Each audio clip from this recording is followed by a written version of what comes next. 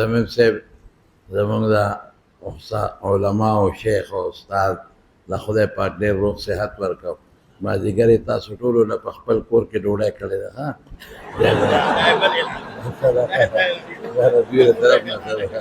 دوی له طرف نه صدقه ده، او که نه ما سره به پټې پټې خبرې کوي. دعا وکړئ د ټولو نه مخکې حضرت صاحب ته. حقیقت دا دی چې الله ډېر لوی کرم پرې کړی دی، الله ډېر لوی فضل کړی دی. داسې دی لکه مړی چې بنده الله جمدي کړي، داسې الله رحم کړی دی. او دا هم د خدای فضل دی چې واپس الله پاک د حدیثو مبارکو درس ته هغه کښېنم. اوره زمونږ د اکابرو طریقه به عرض علی الشیخ او قرائت علی الشیخ. اصل دا و دا تحقیقات او دا قصې پیسې او شافعي صاحب او امام صاحب یو بل سره جنګول لا جنګول، دا قصې هم شروع کړې دي. پوه شوې؟ مخکې دا قصې نه وې، بس سما وه او یا زیات تر قرائت علی الشیخ و. بس قرائت علی الشیخ کېږي انشاءالله العزیز. هغه د سلفو هغه طریقه جمدی ده، او چې کوم پکې داسې مشکل لفظ یا ضرورتي نو هغه هم درته بیانوي الحمدلله. نو دا د خدای شکر دی. دې ته د ټولو نه مخکې دعا وکړه چې الله مزید صحت عافیت نصیب وګرځولي کړي، الله وله روغ صحت نصیب کړي، الله وله شفای کامله عاجله نصیب وګرځولي کړي. او دا کم شهدا حضرات چې دوی نومونه واخیستل، واقعي زمونږ جامع حقانیه هغې د غټو غټو شیوخو شهادتونه هغه پیش کړل.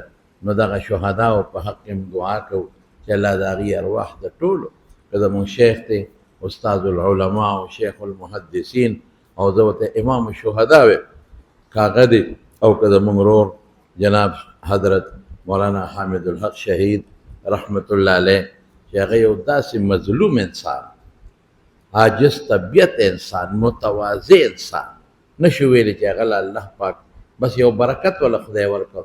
الله د هغوی ارواح هم د بدر او د احد شهداو سره ملګري کړي، او پروردګاره دغه ادارې مزید حفاظت نصیب کړي. دا غټه اداره ده، الله دې مزید حفاظت نصیب کړي. کومو طالب علمانو چې د انعامونه واخیستل، الہ العالمین هغوی د مزید توفیق نصیب کړي. او چا چې وانه هم غیشتل نو دا هم څنګه تاسو ته وفرمایل، دا هم لویه خبره ده. د دې په زړه کې به هم یو جذبه پیدا شي. دا څه دا انعام زمونږ باباجي ته په دارالعلوم دیوبند کې هغه یو کتاب ځان سره اوس هم مونږ سره په الماری کې پروت دی، غالبا دستور المبتدی دا پټینی کتاب، او که علم الصیغه د ما نه اوسېرېږي. نو هغه به هغه راواخېستم، وایي بچی دا ما ته په دارالعلوم دیوبند کې په انعام کې میلاو شوی پټینی کتاب و. هغه به ډېر زیات د هغې یو رپوټي کتاب قدر او احترام به کوم. نو دا انعام رپوټ نه دا غټ انعام دی، او تاسو ټولو له پکار دی چې دا وفاق دپاره اوس محنت وکړئ، کوشش وکړئ. الله مو بچې ټول کامیاب کا، الله مو علوم کامله نافعه نصیبه وګرځولې کا، او الله مو د علومو برکات نصیب کا. او اوس به سبق ته کښېنئ که خیر انشاءالله. او حضرت صاحب هم دغه دی، او یو شان به که خیر باقاعده حاضري لږه خپله بچې یقیني وساتئ، حاضري یقیني کې. او دا ګورئ زه تاسو ته ویم چې ستاسو سره که خدا نه خواسته ستاسو نه څه کوتاهي راله، وبال ډېر زیات دی.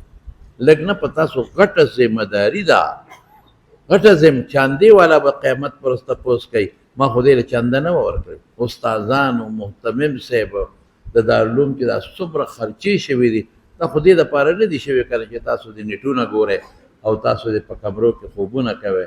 الحمدلله سخت کار زمونږه حاضري ډېره ښه ده، ډېره یقیني ده.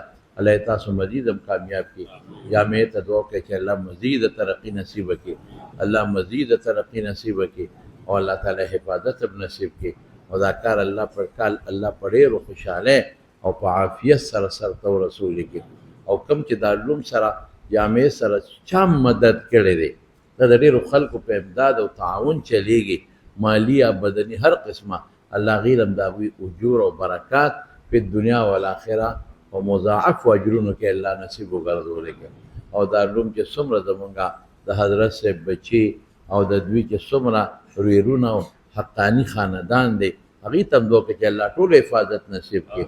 او الله تعالی د هر یو نه په خپل میدان کې الله پاک د مدرسې د خدماتو کار واخیستلی کړي. او دا دعا کوي چې الله د سکه ورونو غوندې الله د دوی اتفاق او اتحاد نصیب وګرځوي. وصلی الله تعالی علی خیر خلقه محمد و آله و اصحابه اجمعین برحمته.